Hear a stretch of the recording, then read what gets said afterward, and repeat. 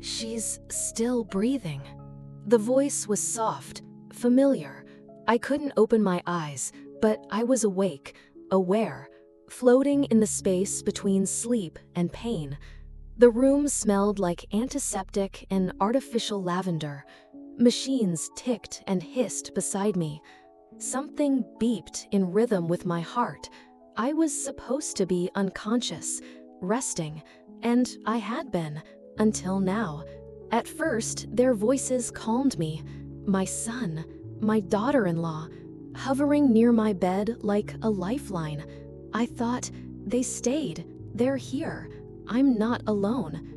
Then I heard it, a pause, a shift, a whisper not meant for ears like mine. Why won't she just go already? Silence. Then her voice, flat, dry, calculated. We wait. We get the money. 100 million doesn't go to waste. 100 million. My husband's legacy. The fortune he left behind when cancer took him too. They didn't think I could hear. They didn't think I would know. But I did, and I had a plan.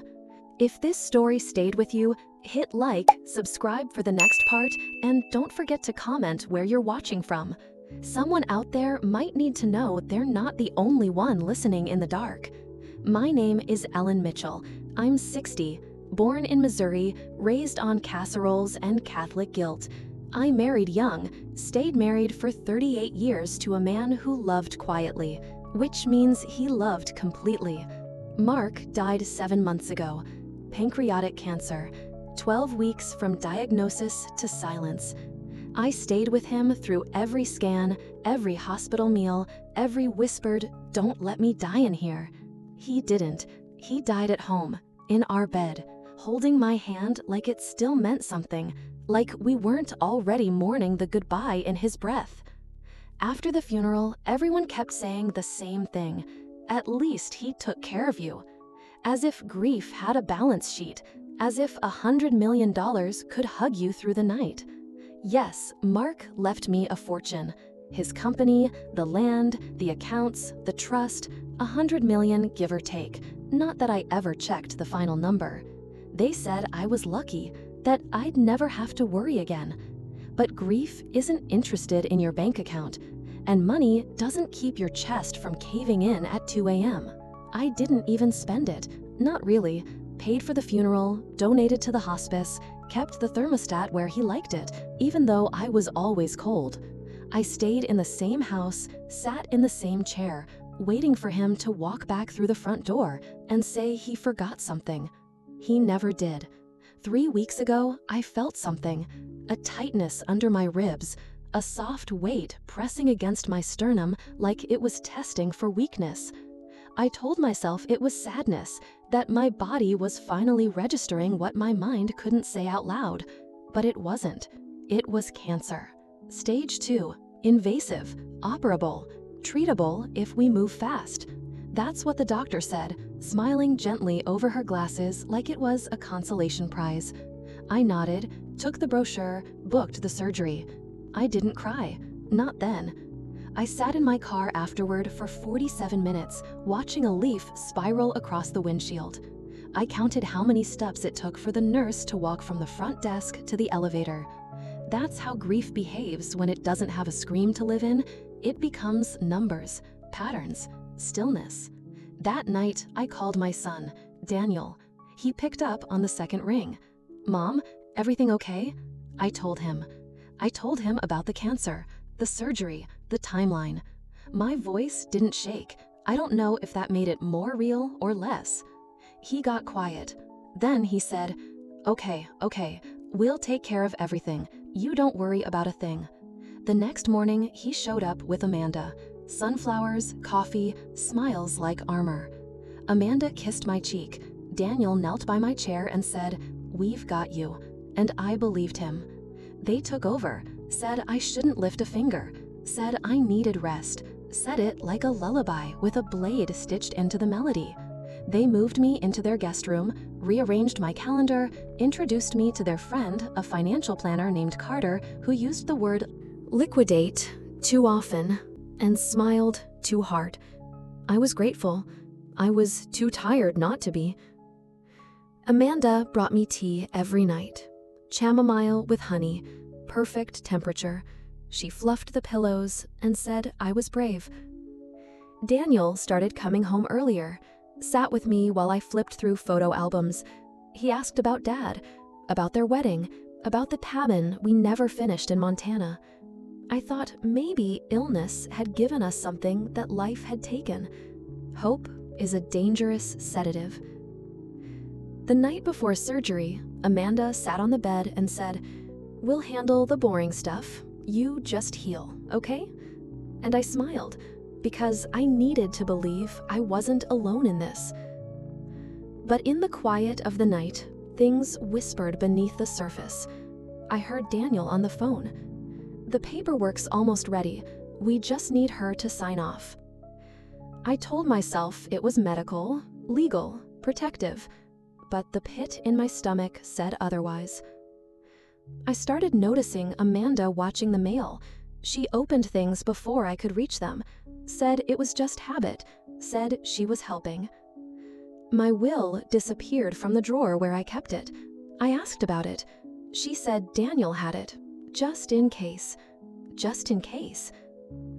I lay awake the night before surgery, staring at the ceiling, listening to the silence, wondering which part of me was still mine. Mark's voice echoed in my mind. "Don't let them turn you into a transaction." I whispered back, "Not yet." The morning of the procedure, Daniel held my hand and said, "We need you, Mom." And I let myself believe it. I went under feeling loved. I didn't know yet what waited in the dark. I didn't know they were already counting. When I woke up, the world was blurry, bright, still, sterile, and quiet. That heavy, cotton-thick quiet only hospitals know how to hold. I blinked hard, once, twice. Shapes moved, voices I loved, or thought I did. Daniel was there. He leaned close and whispered, "Hey, you made it. You're okay." I nodded. I think I even smiled, because in that moment, that simple moment, it felt like the worst was over. They brought me home 2 days later. Amanda had prepared the room with candles, lavender, soft blankets, everything in pastels. There were cards waiting from friends I hadn't spoken to in months. "Wishing you a speedy recovery. You're so strong. Mark would be proud." She brought me soup that night, sweet potato ginger. Daniel helped me up the stairs. When I sat on the edge of the bed, he kissed my temple and said, "You don't have to worry about anything now. I mean it." It sounded beautiful, like something a son says in a movie. And for the first few days, I let myself rest inside that promise. I didn't think about the paperwork, didn't ask about the phone calls, didn't ask why my attorney hadn't responded to my last message. Because the people I trusted were here, and they were showing up every morning, every night. And because I didn't want to admit that I needed to feel needed. There's something about being cared for when you're vulnerable. It makes you soft. It makes you ignore things. Like how Amanda suddenly started insisting on handling my meds. Or how Daniel moved the mail basket out of my room and into his office. He said, "It's just clutter. You need space to breathe." I nodded, because space sounded nice, and because I wanted to believe him. A week into recovery, Amanda suggested they install cameras. "Just for your safety," she said. "You never know, Ellen. What if you fall? What if you need something while we're downstairs?" She said it with a smile, the kind that doesn't blink. I laughed. I even agreed, because it seemed like love. She set them up herself, one in my room, one in the hallway, all pointing inward. Daniel spent most of his time at the kitchen table, laptop open, phone glued to his hand. I overheard part of a call once. "Yes, it'll be available soon. I just need the documents from her side." I thought it had something to do with my treatment. I've wanted it to be that. I wanted to trust. Because hope, even after betrayal, is a habit. I asked about my lawyer again. Amanda said she called him and he was taking a little vacation. I asked what kind of vacation. She said, the kind you take after managing a trust that size. Then she smiled and walked away, and I told myself, it's fine. Daniel came in one evening with a notebook. He sat next to me on the bed and said, I've been thinking, after you're better, maybe we find a place closer to us, somewhere cozy, safer. He opened the notebook. Inside were sketches of a house, single story, wide windows, garden space. You could live right next door. Amanda and I could take care of you every day. No more stairs, no more driving. And I cried. Not out of fear, out of hope. Because a part of me still wanted that, still wanted to belong to something. Later that night, while brushing my hair, Amanda said, "You're so lucky, Ellen. Not everyone has a family like this." And I wanted to believe her, but the way she said it, like a mantra, like a warning, made something cold stir in my chest. The next morning, I found my journal was missing. Just a small notebook I kept by the bed. Notes, feelings, things I was too tired to say out loud. I asked Daniel if he'd seen it. He said maybe the cleaning lady moved it. Amanda said she hadn't noticed it, but the look between them said otherwise. Still, I stayed quiet. Still, I smiled, because I wanted to be the version of myself they said they loved, the one who trusted, and because I didn't want to believe my own son could want anything from me, except more time. There's a moment in every betrayal where the ground still feels solid, even as it starts to crack. That was this part. The warmth, the closeness, the comfort. It wasn't real yet, but it hadn't broken either.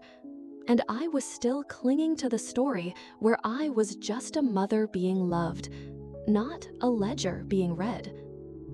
There's a moment just before something breaks where everything feels quiet.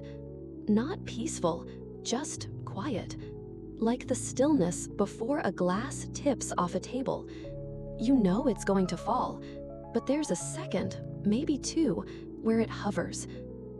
That was life 2 weeks after surgery. I was still in Daniel and Amanda's home, still in the guest room with the lavender walls and filtered sunlight. Still waking up to warm oatmeal and quiet footsteps outside the door. The pain was manageable, my stitches were healing. I could walk across the room without help. And that's when I noticed it. They stopped asking if I needed help. They started hovering instead. Daniel would walk into the room and pretend to tidy things. He'd straighten books I hadn't touched, move the mail I never asked for. Amanda always had a reason to check my phone, a recipe, a call she said she needed to return. And the hallway camera, the one that blinked red every time I passed, stopped blinking. I asked Daniel once. He said it was probably just the battery, said he'd fix it. He never did. I wanted to ignore it. I wanted to believe this was just what families did. Hovered, worried, tried too hard. But something about the way Amanda smiled started to feel tired. Not in the way grief makes you tired, in the way people get when they're waiting for something. She still brought me tea at night, but she didn't sit anymore. Didn't talk about garden plans or travel dreams or her next novel.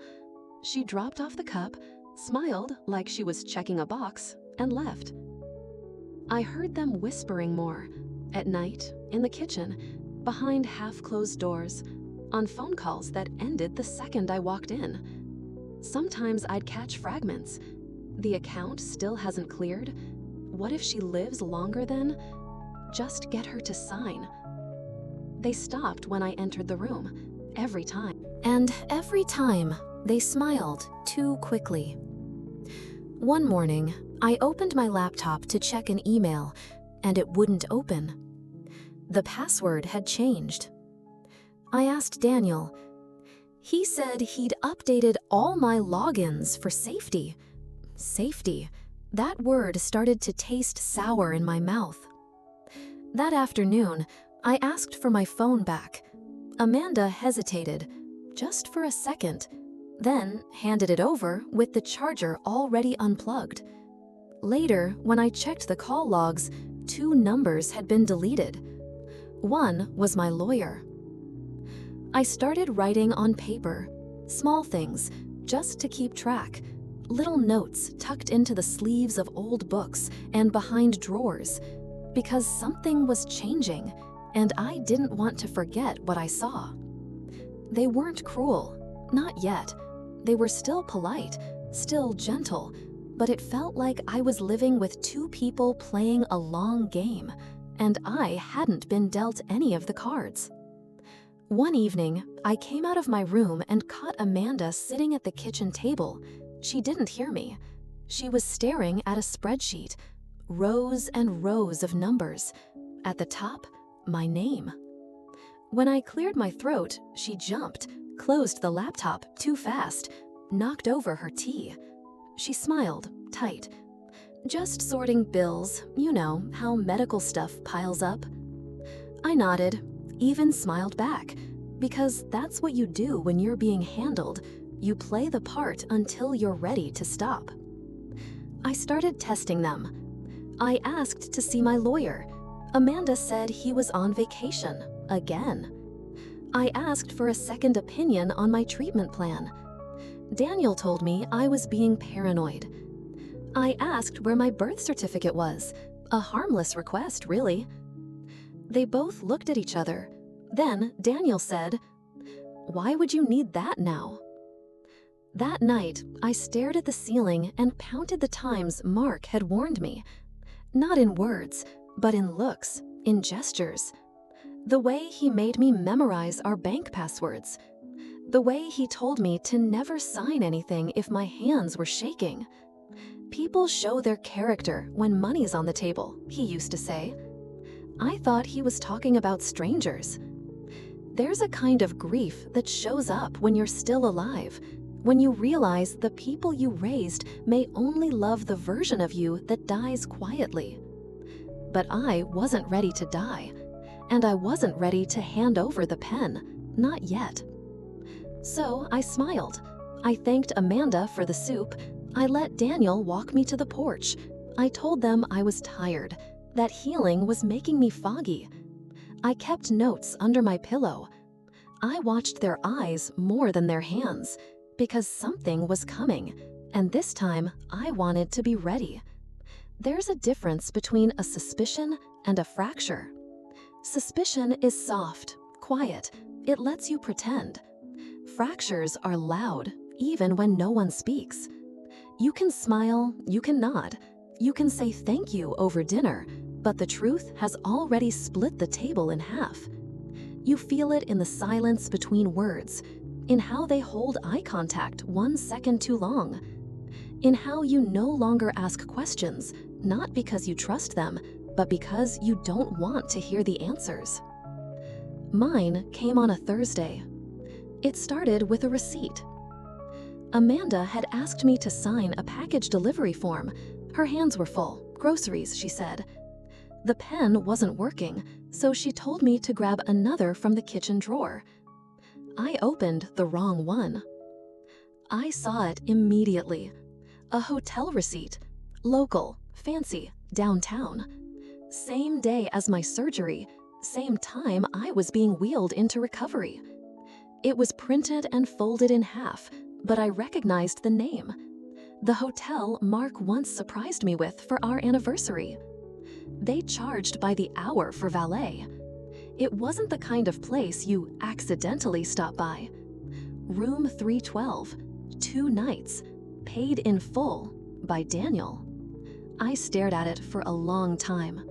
Didn't say a word, didn't take it. Just closed the drawer and signed the package form with the other pen. That night, I couldn't sleep. Not because of the pain, because of what I saw when the elevator doors opened in my memory. Daniel, smiling, lifting my hand to his cheek while I lay half-drugged on the hospital bed. And now, I saw it differently. I saw his eyes glancing at his phone, saw Amanda whispering by the hallway window, felt the chill in her hand when she tucked in my blanket. It was all there, and I hadn't wanted to believe it. The next day, Amanda cooked my favorite breakfast, French toast with too much cinnamon, just how I liked it. I couldn't eat. I watched her hum while she cooked, like nothing happened. And I realized nothing happened. To her, to them. This was normal. The performance, the charm, the slow bleed of access and erasure. I started watching more closely. That afternoon, Daniel took a call in the driveway. He didn't know I could hear from the upstairs window. She doesn't know. We're almost there. Just need the signature and the account clears. Signature. Account. They always talked like I was already gone. I checked my phone that night, the one Amanda gave back after I asked. The call history had been wiped clean. Even the voicemails were gone. I scrolled through my photos. Some were missing. A picture I had taken of the trust paperwork with Mark's notes in the margin. Gone. I pretended not to notice, laughed at their jokes, thanked Amanda for the warm towels and the careful folding of my sweaters. But inside, something started to calcify. Something strong. Something that didn't want comfort. It wanted clarity. They had taken my stillness for surrender. They had mistaken my slowness for softness. They didn't see what was happening behind my eyes. That weekend, Amanda left her tablet on the coffee table, unlocked, open. I didn't touch it, but I looked. One file was titled Contingency Plan, EM. I didn't open it. I didn't need to. The only thing worse than betrayal is being cataloged inside of it. I went to bed early, turned off the lights, laid under the blanket that still smelled like the house I used to live in before I was moved, and I stared at the ceiling for hours. The next morning, I asked for my financial planner's contact info, Mark's old guy. Amanda said she'd get it to me. Daniel said, "Let's not complicate things, Mom." And then he smiled. That same smile from the hospital. That smile that used to mean, "I love you." Now it meant, "Stay where I can see you." They didn't know it yet, but I was already building my way out. I started keeping notes again. This time, not hidden. I wanted them to know I was remembering. Amanda looked nervous when she saw the notebook. Daniel started checking in more often, asking about my mental health. That was the first time he'd used those words, mental health. It sounded like a warning. I wasn't confused. I was awake. And now I had proof. The truth doesn't always come like a slap. Sometimes it's a whisper that won't stop echoing, a drawer you didn't mean to open, a printout left behind, a sentence you can't unhear. I had my suspicions. I had my moments. But what I found next, it wasn't a feeling, it was fact. And it changed everything. It was 4:17 a.m. I remember the time because I'd been awake for hours, thinking, replaying, watching the soft blink of the hallway camera that no longer worked. I heard footsteps, soft ones, Amanda's. She moved through the living room like someone who didn't want to be seen, but didn't believe she could be caught. The printer hummed, once, then again. It was strange. No one printed things. This house, everything was digital. Even the flowers Amanda ordered came by app. I waited until the sound stopped, waited longer until I heard the kettle, and when I knew they'd gone back to bed, I got up. The paper was still warm. 2 pages, legal header, a trust transfer, my name, Daniel's signature, Amanda's signature, mine forged. I stood there for a full minute, holding the paper like it might melt. The form was dated 3 days after my surgery, backdated to look older. The line item was specific: full discretionary control over all liquid assets and estate property, excluding restricted retirement accounts. And underneath, in a box marked custodial contingency, Amanda's name, not Daniel's. I didn't cry. I didn't shake. I just sat down in the armchair, turned the page over, and stared at the back, blank, like the part of me that still wanted to believe this was all a mistake. At 6 a.m., I made myself tea. I used the kettle Amanda had used earlier. I didn't speak to her that morning, or Daniel, but I watched them closely. And it was the first time I saw it, the way she touched his arm too tightly when I walked into the room, the way he looked at her instead of me. Later that day, I checked the mail, the physical mail. Daniel had been sorting it himself, said it was to keep clutter down. Inside a plain envelope with no return address was a document I hadn't asked for, but someone had sent anyway. It was a property reassignment for the Montana land, transferred, sold, signed by Daniel Mitchell 2 weeks ago. I was listed as deceased. I stared at that word, not because it scared me, but because of how comfortable they'd gotten with the idea. They had taken my future and started carving it up like meat. They hadn't even waited for me to leave the table. That night, I asked Amanda to help me into the bath. She smiled, said, of course. I let her carry the towel, let her turn on the tap, let her talk, and I watched her face the whole time. She never blinked, not once. They thought I was still weak, that the surgery had left me fogged and slow. They didn't realize the pain was clearing the noise. I could hear everything now. The next morning, I called a number I had memorized for 30 years, Mark's old attorney, a man who'd held our hands through wills and audits and mortgages. He answered on the first ring, Ellen? And I burst into tears, real ones, for the first time in weeks. He came to the house that night, late, after dinner, quietly. Amanda thought he was a hospice worker. Daniel didn't recognize him. They both smiled and shook his hand. And when he left, he had every document I needed, including the ones I didn't know were missing. They had tried to transfer my estate. They had drafted new paperwork for a medical conservatorship. They had scheduled a second meeting with a financial planner I'd never met, under the name Power of Attorney Daniel Mitchell. I wasn't supposed to know, and they weren't supposed to get caught. The next day, I made a list of accounts, of passwords, of names. I didn't tell them what I was doing. I didn't have to. Amanda's smile got thinner. Daniel got quieter. And the next time I asked to check my own bank account, Amanda said, "Do you really think that's a good idea with your memory lately?" That was the moment I let go of hope. They had already decided who I would become, a frail woman, a confused woman, a woman who wouldn't fight. But I wasn't confused. I was done. I sat at the window that night and watched the porch light flicker, and I said out loud to no one, they forgot whose name built this family. The day after I found the documents, I smiled more. I said thank you louder. I let Amanda brush my hair again.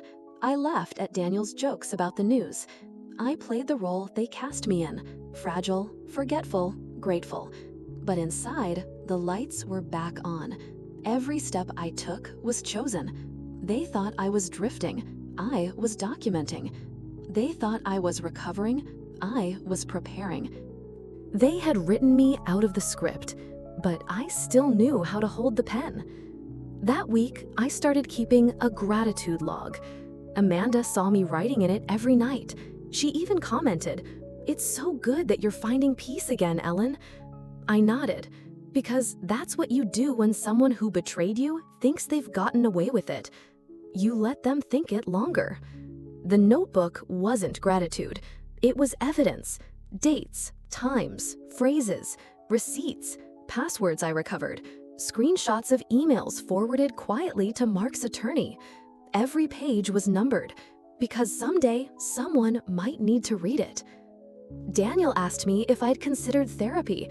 He said I seemed distracted, that maybe the grief was lingering longer than was healthy. Amanda nodded too quickly. "We just want you to feel like yourself again, Ellen." I said I'd think about it.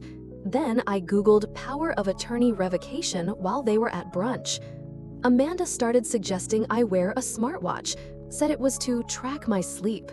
I wore it, and every night before bed, I placed it around the neck of a porcelain rabbit on my shelf. It still lit up when they checked it remotely. Let them think I wasn't sleeping. Let them wonder why. One morning, I cooked my own breakfast. Amanda came downstairs, startled. "You should be resting." I said I felt stronger. She smiled like it was good news, but her hands tightened around the coffee mug. That was the first time I saw fear. I started doing small things, walking farther than they expected, finishing crossword puzzles faster, remembering names they told me once and never again. Amanda brought up a retirement home, just casually, someplace warm, with nurses, just in case. I smiled and said, "That sounds like a lovely place, maybe one day." And then I deleted her from my emergency contact list. Daniel asked about the Montana property, the one they thought I didn't know had been sold under my name. He said, "There's been some confusion in the paperwork. We might need you to sign something." I said, "Of course, just have my lawyer send it." He didn't smile. He changed the subject. I called my banker that afternoon. She had handled our accounts for 10 years. She knew Mark, knew his voice, knew what we meant by silence. I told her everything, quietly, clearly. She didn't interrupt. And when I was done, she said, "Whatever you need, Ellen, I've seen this before, but they've never seen you." Amanda noticed I wasn't taking naps anymore. Daniel asked me why I wasn't watching my favorite shows. I told them I was just tired, but not tired like before, not tired from chemo, tired from pretending I didn't know. That weekend, I bought a burner phone. I hid it behind the cleaning supplies in the laundry room, the one place Amanda never touched. I called the lawyer, the banker, the hospice nurse who sat with me the night Mark died. I told her I might need help soon, not medical, personal. I began to withdraw cash, small amounts, just enough, moved items from the safety deposit box to another location. I copied all the documents, marked every place they forged my name. Amanda offered to help me go through old paperwork, said she could sort the clutter. I told her not to worry, that I had found a new system. She nodded, but she never asked what system that was. Daniel asked about the will update. He said things were more complicated now. I said I'd already done it, that I'd had someone come to the house while they were out. He didn't ask who, just said, "Good, that's good." But his jaw stayed tight for the rest of dinner. They didn't know I had already closed their access to everything. The accounts, the trusts, the cards they thought were still connected. I let them use the old numbers, let Amanda book things online, thinking it was still attached to my name. When the decline started, the emails bouncing back, the transfers failing, I knew they would start to panic. But I needed them to feel safe a little longer. One more week, just enough time. I sat with Amanda in the living room the next evening. She asked if I wanted to go shopping when I was feeling better. She said, "There's a little boutique, you'd love it." I said, "That sounds perfect." And I held her gaze for 2 seconds longer than I usually would. She blinked first. Sometimes the most powerful thing you can do isn't scream. It's play along. Let them talk. Let them smile. Let them think you're still under their thumb. And then move everything when they're not looking. I wasn't scared anymore. I wasn't small. I wasn't sick. I wasn't under control. I was quiet. I was calculating, and I was done pretending. I didn't raise my voice, I didn't cry, I didn't accuse. I made a phone call at 9:03 a.m. By 10:15, they no longer had access to my accounts. By lunch, the house deed had been frozen. By dinner, my lawyer had filed the first injunction. No confrontation, no warning, just the click of doors they didn't know were closing. Amanda brought me chamomile tea that night. I thanked her. I took one sip, then placed it carefully on the windowsill.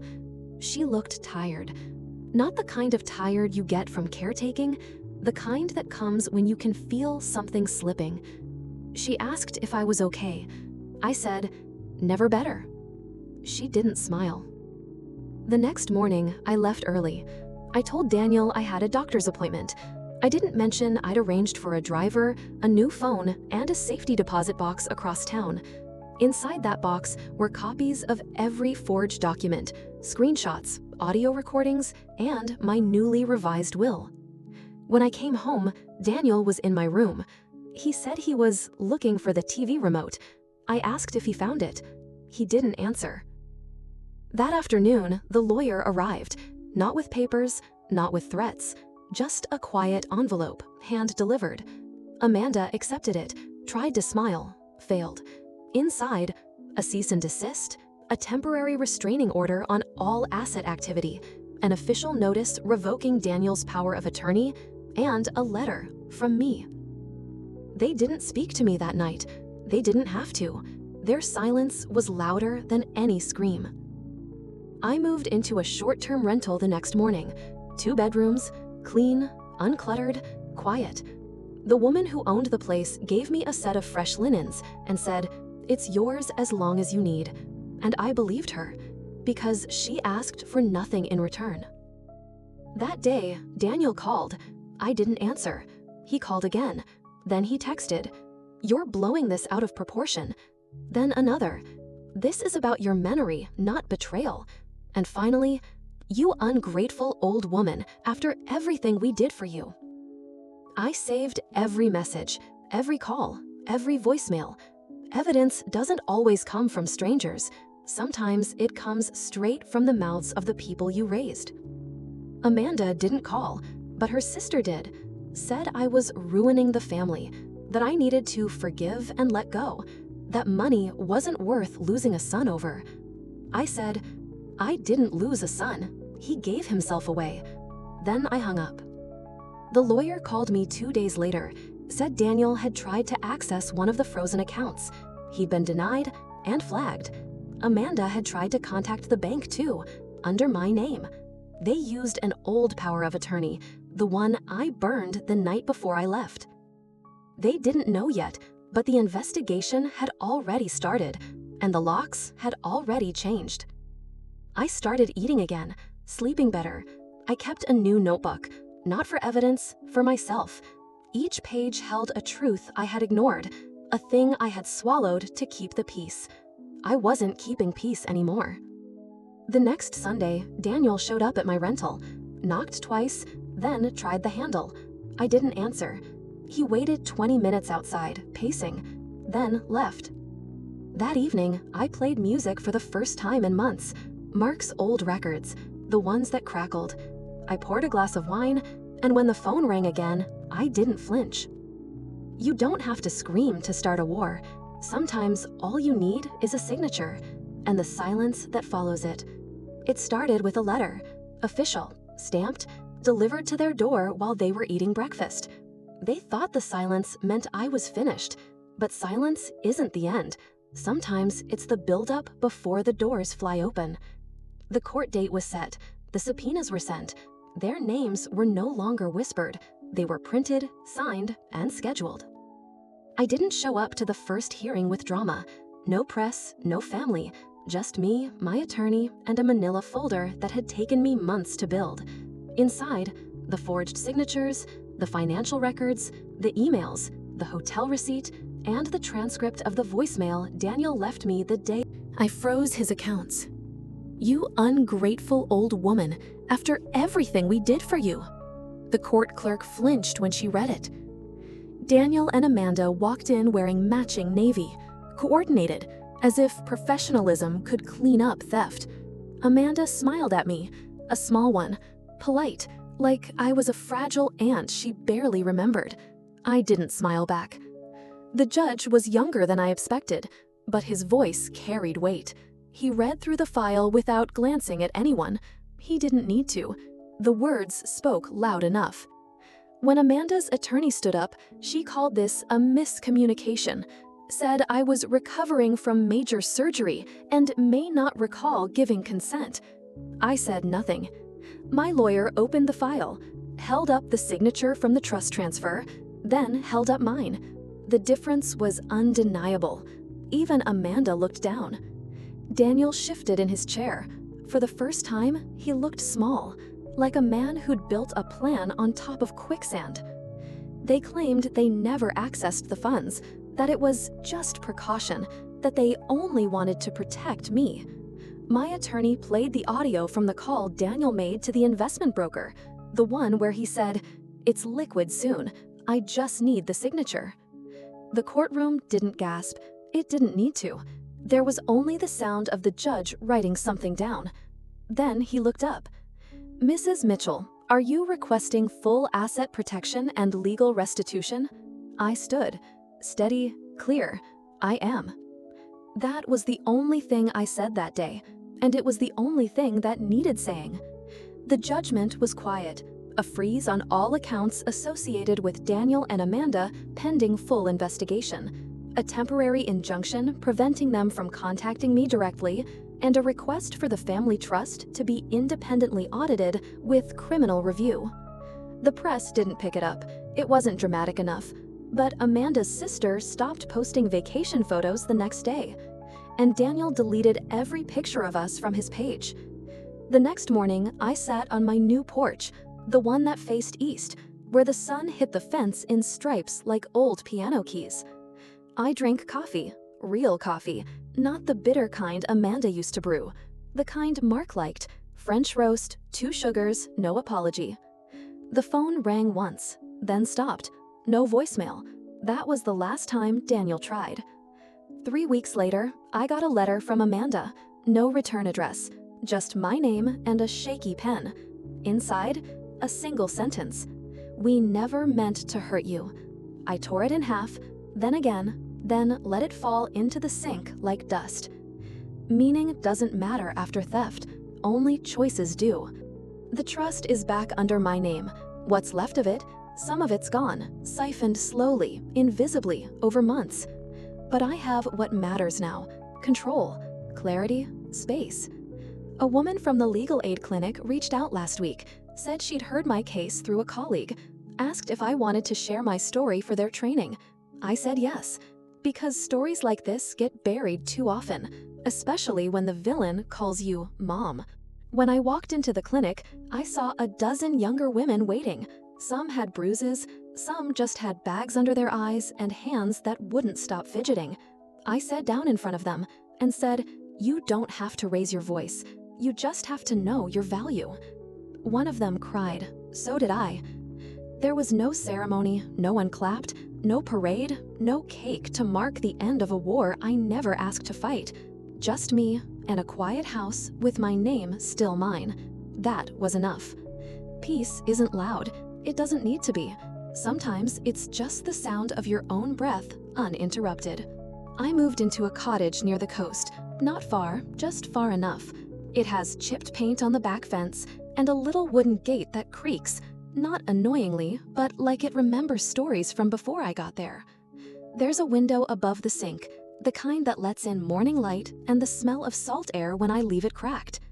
I put the coffee maker by that window, just like in the old house. But this time, no one tells me to switch to decaf. I take it how I want, black, 2 sugars, and sometimes with cream if I feel like spoiling myself. The first night I couldn't sleep, not because of fear, because of quiet, real quiet. Not the performative kind, where people lower their voices but keep their intention loud.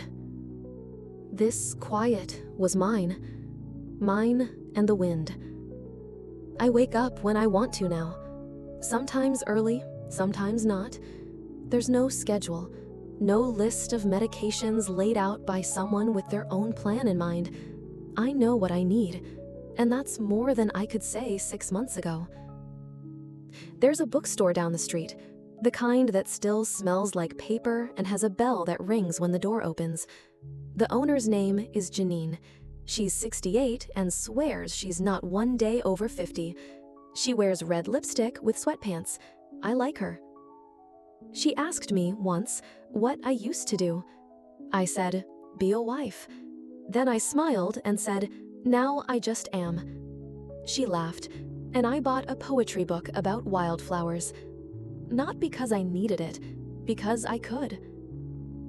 I started planting roses out back, not the kind you buy in bloom, the hard kind, the kind that looks like nothing for months.